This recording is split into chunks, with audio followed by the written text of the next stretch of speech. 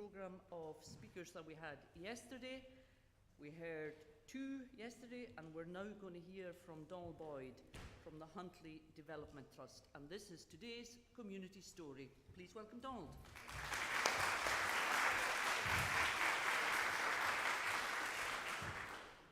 Thanks, Agnes. I am seriously contemplating about being one of the first to disappear out that door. Yeah. Thanks, and apologies immediately to the people who were in the renewables session beforehand. You're going to see many of the same slides, hear many of the same things, so feel free to nod off. We heard yesterday from Coich and from What If, now Huntly, so we're in different parts of Scotland. It's great to see and feel that we're part of a movement that's changing things for our communities. That's where Huntly is.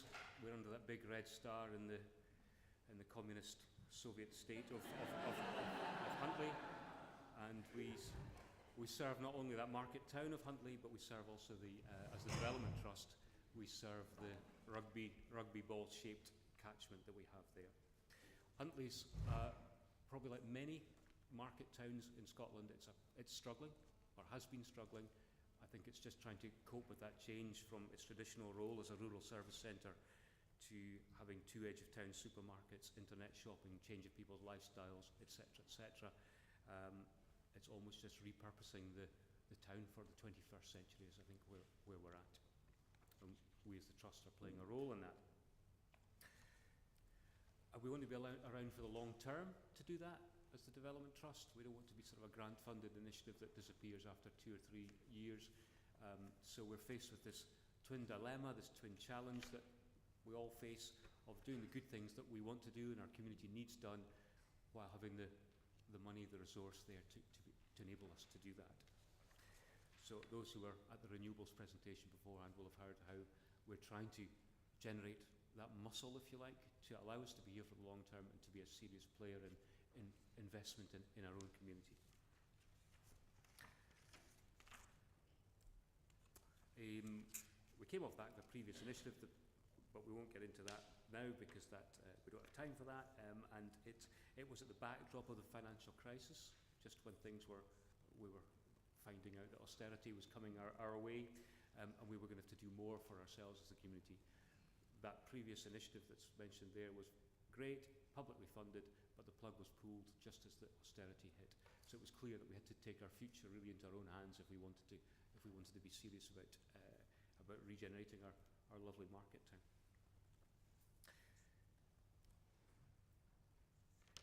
The Trust itself, many development trusts, we're member-owned, we're 500 plus members, we've got 30 or so active volunteers, including a board of directors. We've got 4 members of staff at the moment, and our turnover last year was about £1 million,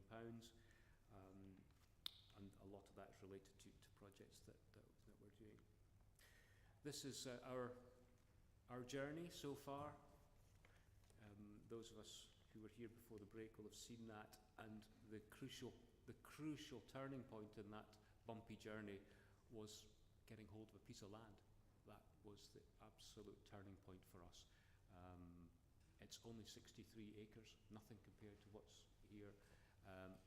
It's a bleak, windy piece of Aberdeenshire hillside, but it's been the key turning point for us as the Trust, and through us, hopefully, for our community's future.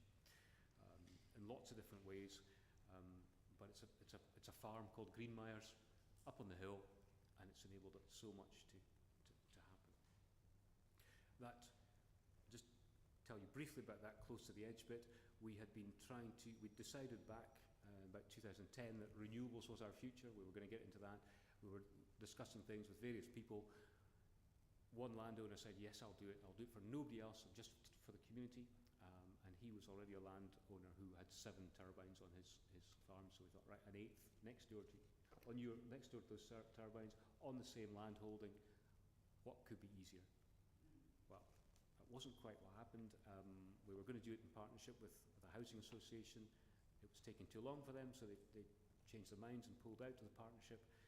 The landowner also changed his mind, decided at the end of the day that he wasn't going to do it, and it was all a bit hairy at that point, and that's my perception of our chance of survival as a trust.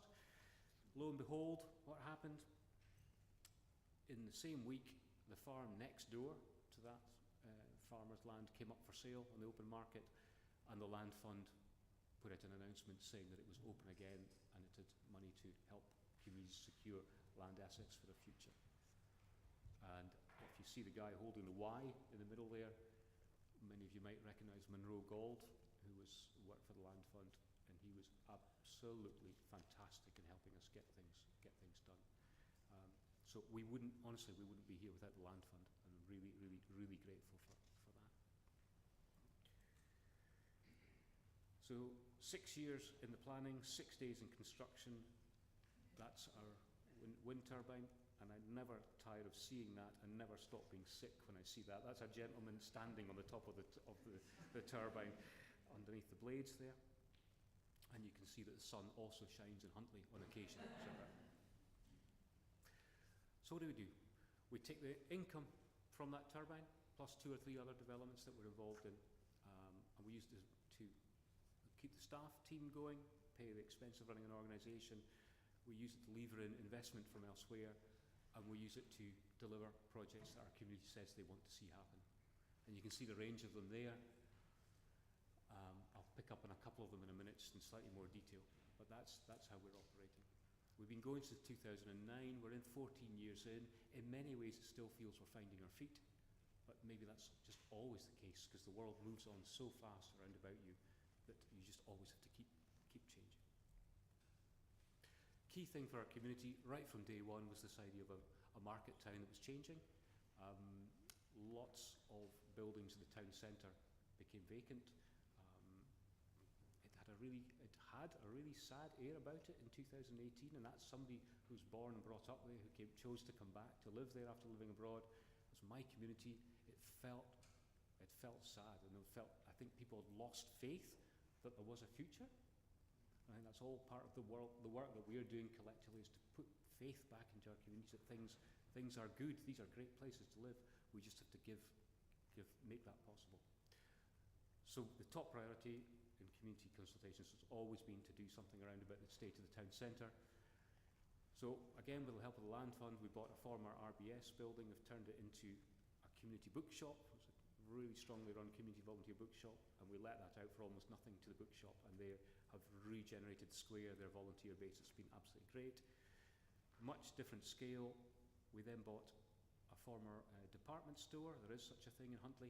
A former department store on the town square, this flagship, beautiful building, and we've been regenerating it, redeveloping it for about 18 months now, and the scaffolding came off last week so we could get this picture of it in its fresh state. And that will provide, we think, about 20 jobs.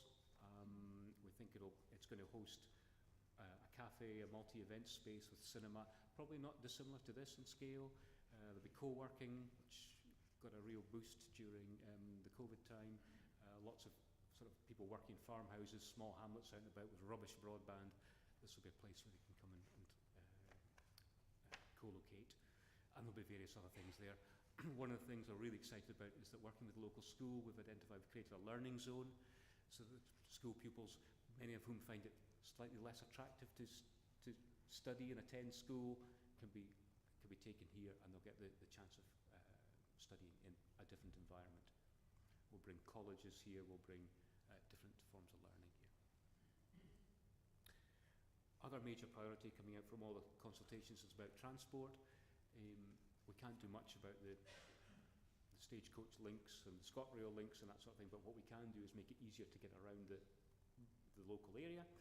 So we've been doing lots of different things in that. We've taken on the community minibus, we're running a shared car co-wheel scheme, we're building paths, we're encouraging people to walk and cycle, we hire out electric bikes, we're working with the school again, looking at ways to get kids to and from school safely so they don't have to get driven to school, they can just walk and cycle or that type of thing. And we're about to open actually a physical base for the travel hub, which will be quite a challenge for us to make it run and work, but we're up for it to try and promote that whole thing much better. That's where we are. There's our balance sheet with the assets that we have down the left-hand side and our liabilities as they are down the right-hand side.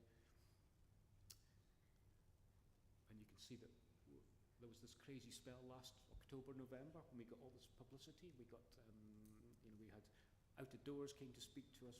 Well, Martin Geisler was going to, it was maybe two years ago, Martin Geisler was up doing his Who Owns Scotland thing, and then we were in Scotland's Climate Journey film. It was we must be doing something right.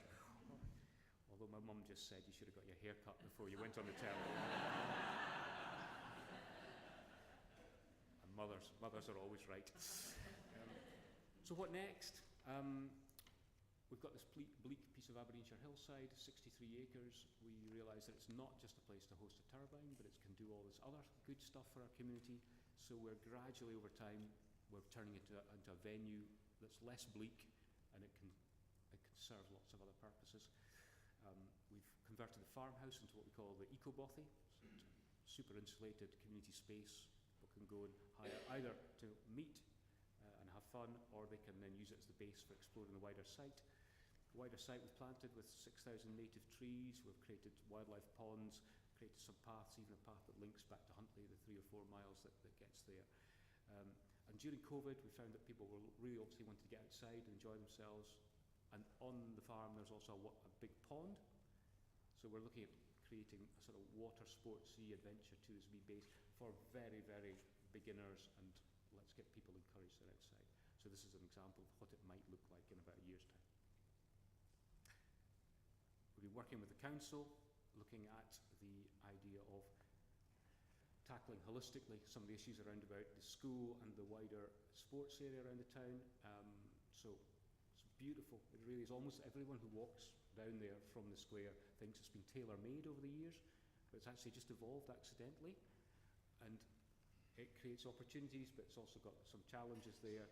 There's no money from the council to help do what the community wants to see happen. So we're trying to say, well, if we can do some of this, would you then come over the bridge in 2 or 3 years' time, or 4 years' time, get it into your capital plan, whatever it is. So we're looking at doing that again with all the community backing that we've had from the sports groups and this childcare sector and that type of thing. And the ones who were here before the break will have heard about our plans to hopefully do some more renewable energy stuff, looking at creating green hydrogen through electrolysis, taking wind and solar and doing that sort of thing. Again, income that would be generated from that would go into those types of projects, and, for example, start insulation schemes for the whole of the AB54, that whole community benefit that we serve, so that we're not just taking the money for the energy and putting it into something else, but actually taking the money and helping people insulate their homes. That's the type of thing we're looking at next. Whether it'll happen, who knows, but as we all know, if you don't start somewhere, you won't get anywhere. So that's what we've learned, Agnes. Always listen to your mothers. Not on there, but that's the top there.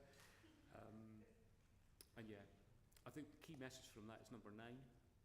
There is a lot of support out there. We couldn't have done this without the support we've had, whether it's knowledge exchange, whether it's funding, whether it's just a bit of encouragement.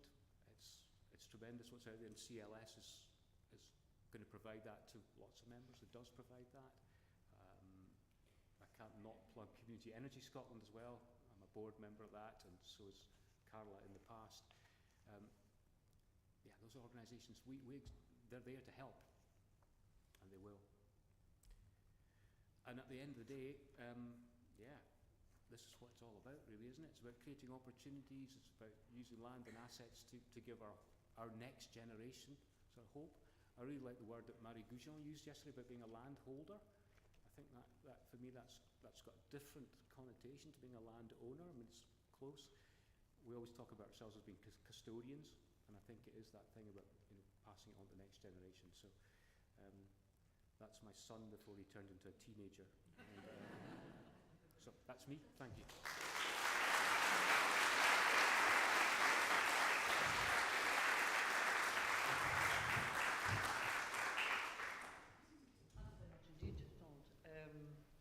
Trying to think what your mother looks like. I'm just wondering.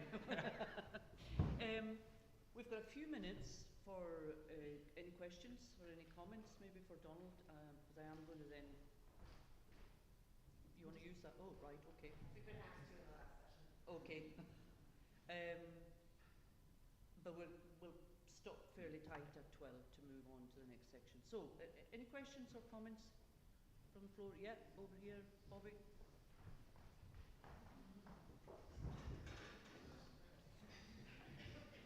Thank you. Thanks very much, Don. Fantastic, really amazing stuff, and a huge amount of activity, and really an example, I think, for us in this room of a really very successful organisation. And my question is, based on that, you listed as one of the liabilities local perception. Do you want to just say a little bit about that, and kind of, if there is a negative perception locally, why that arises and how it can be challenged, I suppose? Yeah, thanks, Bobby. It's a really important question for me, and I think where it's coming from is a couple of places.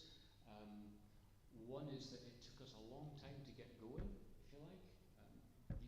These projects are big, and we could see the long game of having to generate income to regenerate the town centre, but we couldn't find the short way of doing it. We did try. We tried to get hold of a couple of town centre buildings, and it just couldn't work. We didn't manage to make it work. So then we took a step back and thought, right, renewable energy is the route. So to get the renewable energy, you need the land, and you need the loans, and you need the feasibility, and you need the planning consent, and you need the finance, and you need the grid, and so there was a bit of, what the hell are they up to buying that farm on the hill? What's it about? And although we were communicating, this is, it was just, and so finally, the unveiling 2 weeks ago of that, the scaffolding of that big building, I think there was almost an aha moment, but it's taken, well, what's that, 13, 14 years to get there. We have communicated and people do understand, but I think there is that sort of, if it's not tangible and it's not visible, what are they doing? And so there are lots of lessons for us there to trust about the next stages of what we need to do as well. I think a lot of us will understand these comments, Donald. It's quite interesting how the community perceives something that you mention is very visible. Yeah, exactly. Yeah. You spend hours working on it. Yeah. One final question, maybe. Yeah, Maria. Yeah, I've heard a lot about, yeah, we did this work, that doesn't work, and we changed this and we changed that. My question is, because in my view, it is easier said than done, so I really want to know how you learn from your mistakes, how you bring the people together and learn together and grow themselves. What is the mechanisms of giving and receiving feedback? Thank you. Yeah, we're not good enough at that, I would say, is probably the first thing. We're probably too busy doing instead of reflecting and listening all the time. But we do have a couple of forums in which we do things, and it's has evolved through the years. So we have the membership of the trust, the people who buy in, and we engage with them either by email or by meetings or whatever. And I think one of the key things is we actually live there. We meet them in the street, we meet them in the shop, we meet them. It's impossible. If I go up to town to get a pint of milk, my son says I'll see you in about 10 years' time because it's just not possible. So there's that. There are slightly more formal mechanisms as well. We meet with lots of different groups and the council. There's a town forum thing, so we explain, we share knowledge and developments there. We have our social media feeds, and we've got all that sort of thing. But I think as an organisation, we probably need to take more time to reflect and look at that. So at the moment, what we're doing is we're looking at our strategy for the next 5 years. I was really interested in the Galston one, which is like it's a 20-year plan, which is reviewed over those 5-year periods. So that's a piece of learning for me today, is that actually we need to be doing that for a longer period. I don't know if that helps, Maria. Okay. Thank you. I'm sure there are other questions. Thank you very much, Donald. Really enjoyed it.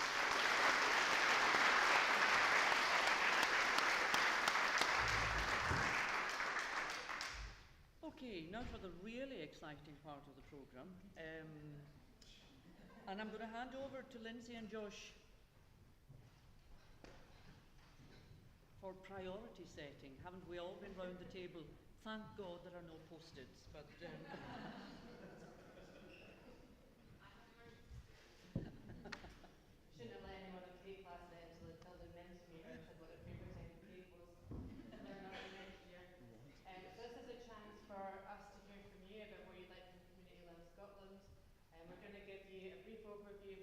working on at the moment and what we're looking at in the future. I'm going to talk about our work around support and promotion, and Josh has now been with us for how many weeks, Josh? Is it 5. now an expert in community land ownership? So what you want to tell us about our policy work. So we're going to be using Mentimeter in this session. We're going to start by giving you a chance to fill in the question about the 3 big ideas if you've not done it already. So you can go on to Mentimeter now and fill in 3 big ideas if you've not done so already. And in real time, you should be able to see it on the screen.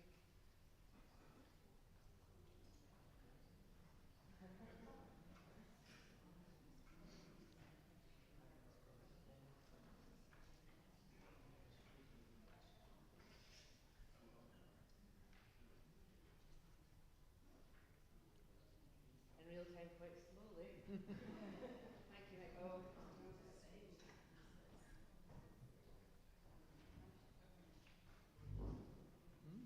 Reach this page.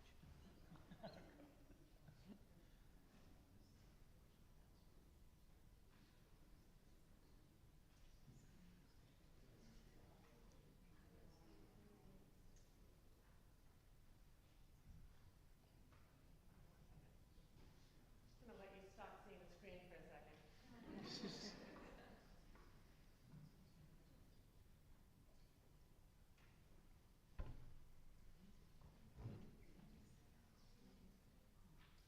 We'll do something if we can get it to work.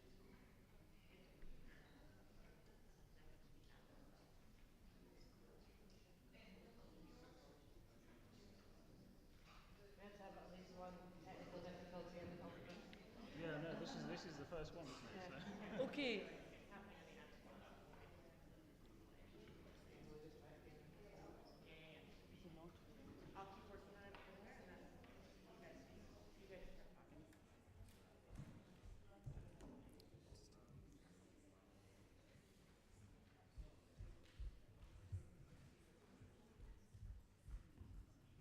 Well, Meg is sorting out the internet. I will just give you an overview of what we're working on at the moment so you can start to think about whether it's how you want us to work. So Community Land Scotland still operates to the 4 founding principles that it was given by its 17 founding members. And they were to be a voice for the sector, and Josh is going to talk about that, to provide support to communities and help with peer-to-peer networking, to raise awareness and to build networks. And at Community Land Scotland, we've kind of developed a model where we work with communities and we find out where you're getting stuck, and then we try and take that evidence and use it to change the system. So the team works very closely across the support part of the team and the policy part of the team to make sure that cycle is happening. So in terms of our support work, a lot of our work is around helping early stage groups, often picking up the phone to people saying, I have no idea how to do this, I've got no background in this, and our job is really to say, no one has a background in this until they've actually done it. So we're there to help and help you find all the support that you need. Our members have a huge range of different assets, so part of our job is connecting people as well. So we've got, you'll have heard housing, renewables, harbours, nature. Our members work across a huge number of different areas, so part of our job is about helping with that flow of information. And we run a series of webinars called Meet the Pioneers, which you might have seen, where we usually get 3 organisations to talk about their own experience in a particular area so that other communities can hear from communities' real experiences. And we also have a post-acquisition training programme for communities that have already bought their assets. So in the past we've done things like finance, media, HR and so on. Our awareness raising work focuses on a number of areas, raising awareness to early stage groups that they might want to think about community ownership. A large part of that is taking your stories to inspire other people. We also try and share your work through the media, through social media and so on, and through the press. We have Community Land Week, which is much more focused on helping you share what you're doing with your communities. And we put out case studies, so you might have seen in the last few weeks that we've put out case studies around community wealth building, sharing what communities are doing to support the local economy, and also biodiversity. And we have quite a strong social media presence, and one thing we're very excited about is we're about to appoint a new PR and comms person in Community Land Scotland, which should allow us to really significantly up the amount of media work that we do in the organisation.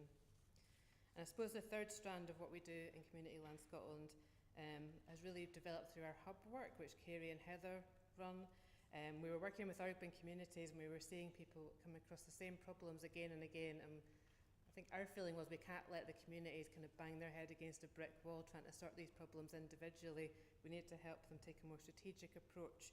Through the hub, Heather works with groups to support them through their community ownership journey, and then Kerry takes the evidence from that to try and kind of tackle some of the systemic problems. When we set the hub up, I think a lot of people asked us if there was going to be a need to provide a service like this. We'd estimated we'd get 10 groups a year coming through the hub for support, and in 2 years they've had 87, so I think that showed there was a need. And we're looking to roll that hub model out, so we want to keep providing support to groups in Glasgow, some of whom are still at fairly early stages of their journey, but we'd like to take that hub approach to the next stage, and so we're thinking about what we'd like the hub to tackle next, and our thoughts are it could be around towns, it could be around some existing cold spots, it could be around climate and nature, so we'll be thinking about that over the next couple of months. And I think Meg has got Mentimeter working.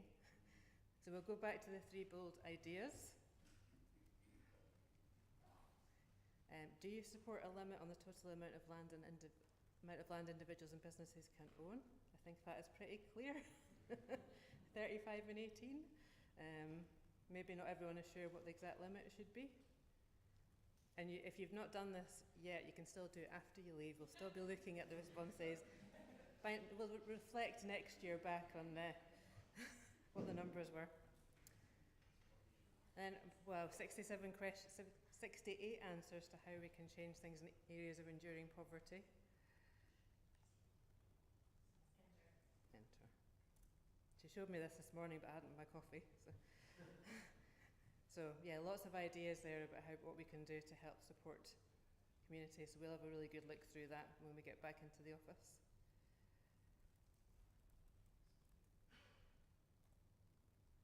And then the third bold idea, should Scotland's land to be used to primarily build community wealth? Who is the naysayer? They just put that in and run away. So I think that's pretty clear that people think it should be used to build community wealth. So I've got a few support and promotion questions I want you to answer for me as well, to help in the work that I do and our team does when we're going out and sharing your stories. So, do I need to go back? No. If you've not answered this already, can you tell me, through Mentimeter, one word to describe community land ownership? I think empowering and transformational are winning at the moment. Yep. And exciting. We always love exciting. Gallus, I can see in there as well.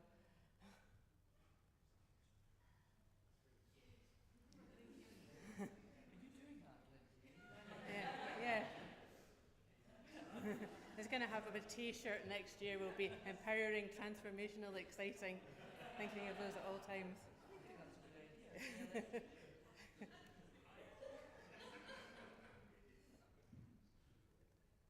Our next one is, what community land achievement are you proud to tell us?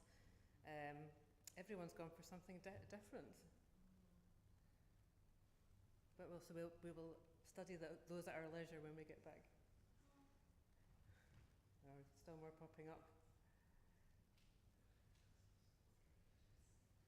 And then my final question before I hand over to Josh is to try and get some feedback from you on the 100 years of community ownership and which parts of that you would like to take part in. So having your community ownership story gathered is looking strong at the moment, and taking part in oral history, which is good because we developed the whole project, and then we were thinking last week maybe people won't like it and they won't want to tell us their story, so that's really positive for us. So on that note, I will say thank you, and I'll hand over to Josh to talk about policy.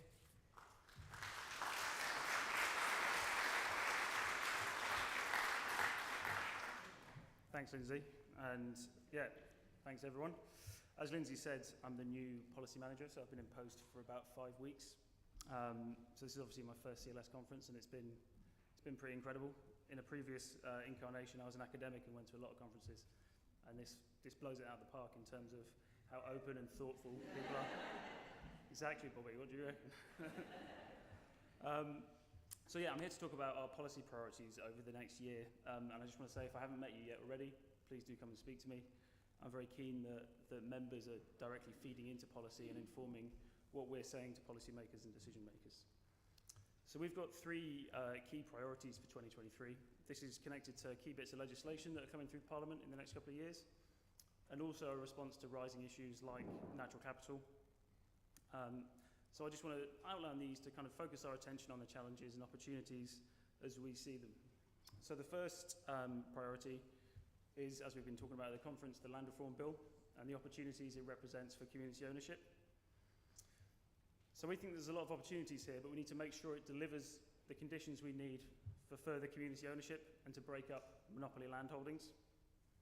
There's also some opportunities here to tweak the implementation of existing legislation, to improve conditions for prospective community owners, and to make it fundamentally easier for communities to buy land. So what we're calling for is really a robust and ambitious land reform bill, which delivers on there's a couple of key aspects of it that we want to see. So a public interest test on 500 hectares or above, a public interest test which works in urban areas and applies to urban land and assets, the prior notification of sale for communities, a total cap on land ownership, which is why we were asking about that in the Mentimeter. We want to raise the notional threshold on the Scottish Land Fund as well to above 1 million. There's also a question on that in the Mentimeter. And as I mentioned, we want amendments to the Community Right to Buy legislation, making it easier for communities to register their interest in land and therefore be able to trigger a community right to buy. And the second policy priority, which is very much in our eyes connected to this, is the community wealth building, and how community wealth building can tie into the land reform agenda and further community ownership. So we see this as potentially transformational legislation which can support land reform, and it can help create vibrant local economies which retain wealth in local areas and can displace the predominantly extractive economic system which we currently have. So we see community wealth building as being able to create more housing, services and jobs, retain and grow local populations. It'll help address the inequality within our current economic systems and devolve economic power. It can build capacity, confidence and resources within local communities to take on further assets and land. And what we will do is it will build the wellbeing economies that many of our members have been demonstrating and pioneering over the past few years. So one job for us, as Lindsay was just saying, is to demonstrate to decision makers in government that our members are already doing this. There are already models that work around the country. But furthermore, we need legislative support so that this can be expanded out, so we can expand the existing good practice, we can enhance existing community wealth building and empower new community projects based upon that wealth building. The third policy priority for us, which you'll see reflected in the final question on the Mentimeter, is that we want to see a just response to the climate and biodiversity crises.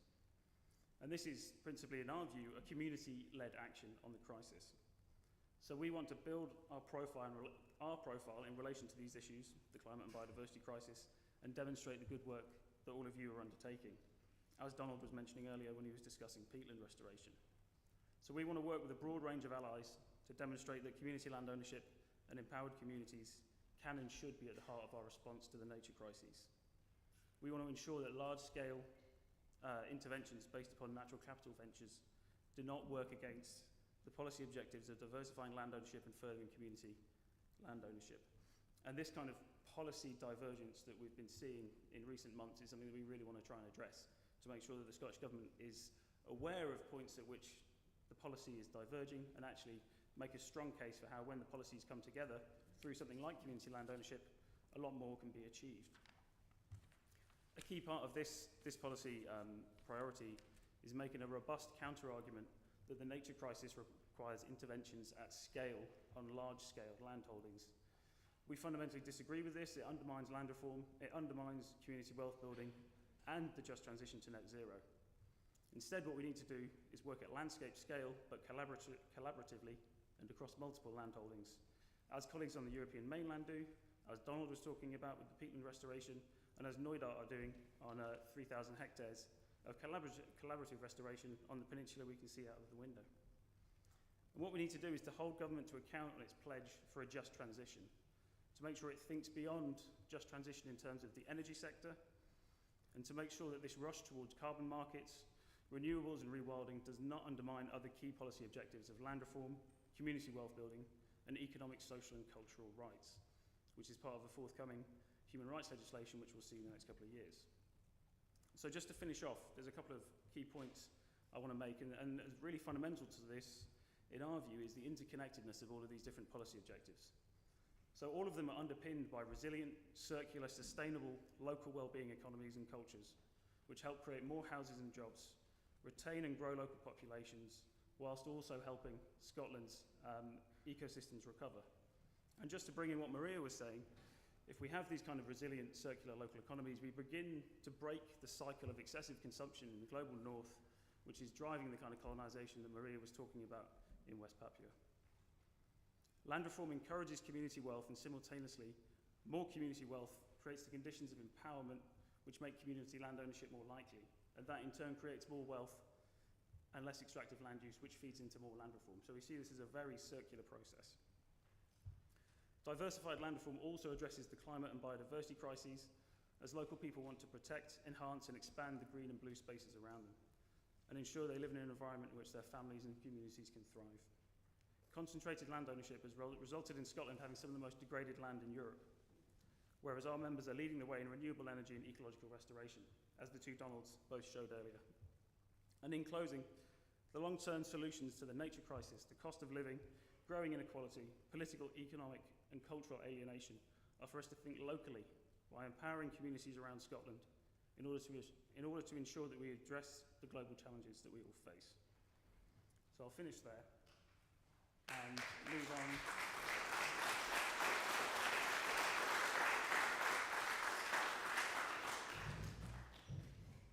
to talk about the Mentimeter. So we asked one word to describe community-led ecological restoration. And what have we got here? We've got vital, essential, encouraging, Indigenous-led. That stood out to me. Win-ein? Is that a typo?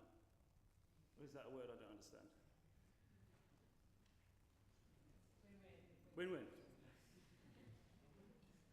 We were going to talk about rewilding, but we thought this might prompt a slightly more positive way to finish the conference.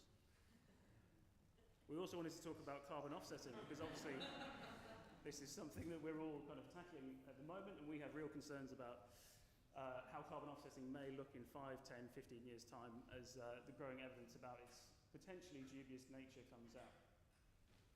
So greenwashing, problematic, worrying. Confusing. Confusing is a key one, and we have released some guidance to our members on how to potentially navigate the carbon markets if they're thinking about getting involved. And this is something that we are working on. If you are thinking about this as members, do come and speak to us, because we're working through this at the moment as well. This question that I mentioned about the land fund application. Sandra, sorry, I did tell you about this. So we're obviously a fan of the no threshold case-by-case basis, because we don't want to discourage anyone from putting in an application. And even if it's only a notional threshold, it's not helpful if it puts off potential landowners from thinking or kind of like tempers down their ambition. And then this is for us to think about in terms of what our priorities should be when we're developing policy and when we're lobbying and advocating government. And so it's, making it easier for communities to buy land, which is what most of the team work on. And the climate and biodiversity crisis, that's interesting to see. As Lindsay says, this is going to stay open for a while. If you haven't responded yet, please do. We will be looking over it next week. Cool. Time for some questions? I don't think so. Okay. Sorry, this is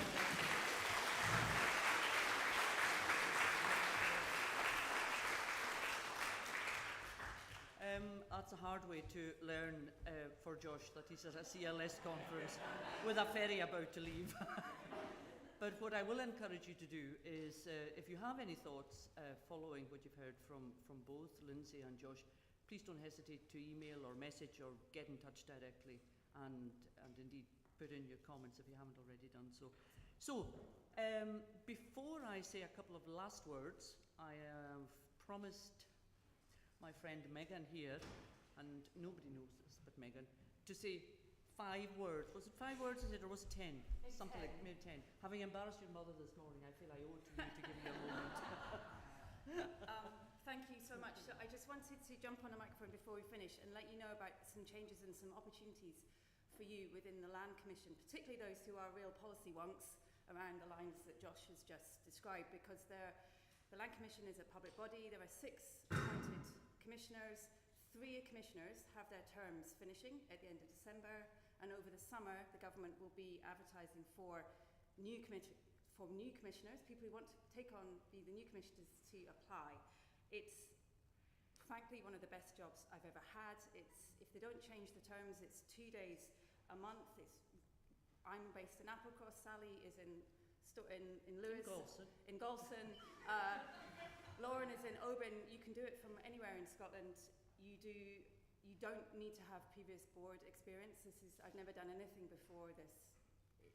Previously, what they really need are people who are passionate about land reform, who are interested in land reform, and who have the knowledge and experience to demonstrate to the whole country why land reform is important in terms of meeting much broader objectives and all these different crises. So I can't think of a better group of people in the room who understand this than you. So please think about applying, look out for the opportunities and the advertisements as they come out. And if you don't feel you want to do it yourself, then please encourage others to apply. So thank you, that's it. More than 10 words, but I think it's a really important message to get out. Absolutely. That's exactly right.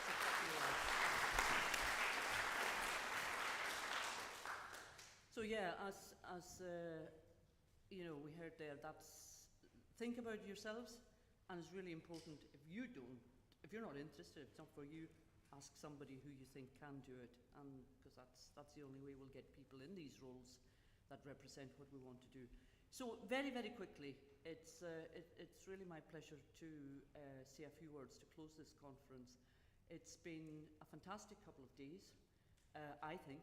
It's been great to see people getting together, for me to meet some people that I haven't met in quite a few years, but to meet up again, and I see a lot of that going on around the room. And of course, as usual, and as we've heard several of the speakers say, things that they have picked up which they want to take back with them to their own place.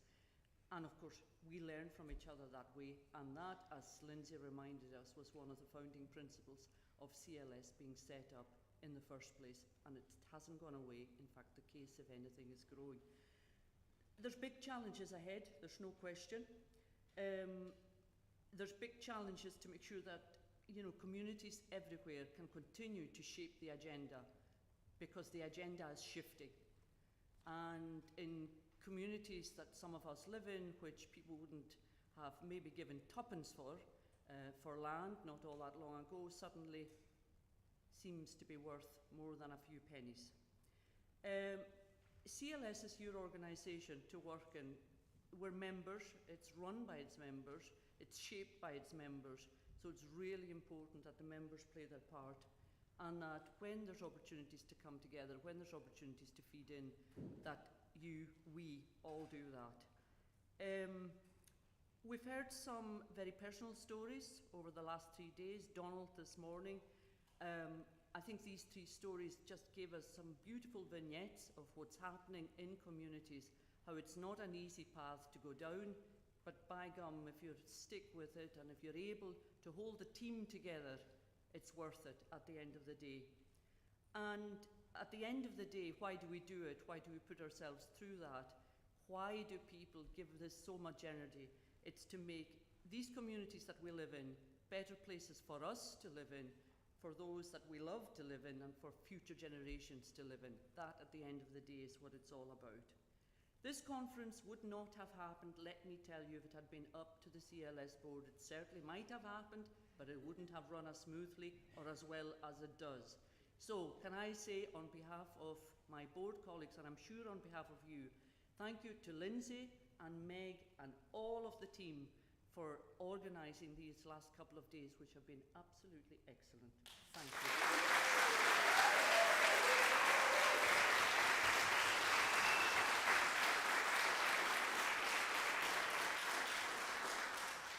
Thank you to Solmore Ostag. I mean, I'm not quite sure if Ian Noble would approve.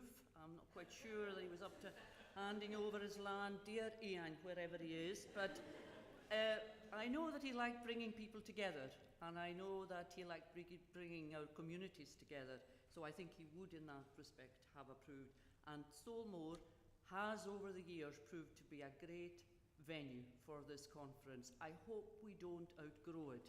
Who would ever have thought we'd even have thought that was a problem? But we could always shove a few more rows of seats along the frontier, I'm sure, if it comes to that. So thank you to everybody at Solmore Ostag. Meg, or whoever is in touch with them, please pass that on. Thank you to our funders. You've seen them names all listed in your programme. They're not up. That's all right, Meg, don't worry. Don't worry, you failed at that.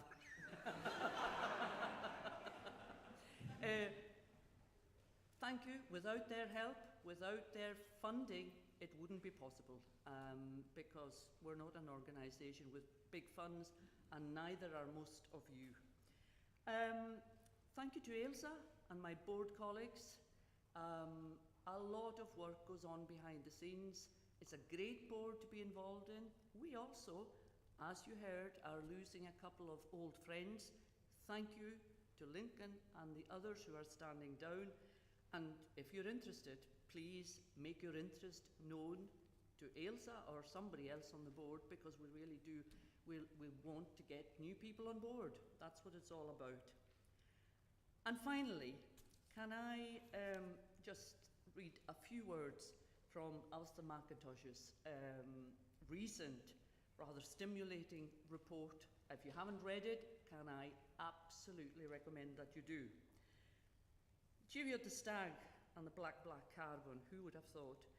And in it, this just jumped out at me. Scotland's rolling programme of land reform therefore matters, far beyond just agriculture or forestry or land economics. It matters because the land and nature, wild and free, restores our human sensibility, our capacity to feel. But people must be integral to that. We too are nature. In our human nature, or, as an island poet put it, as real people in a real place. Thank you, Alistair, for the report.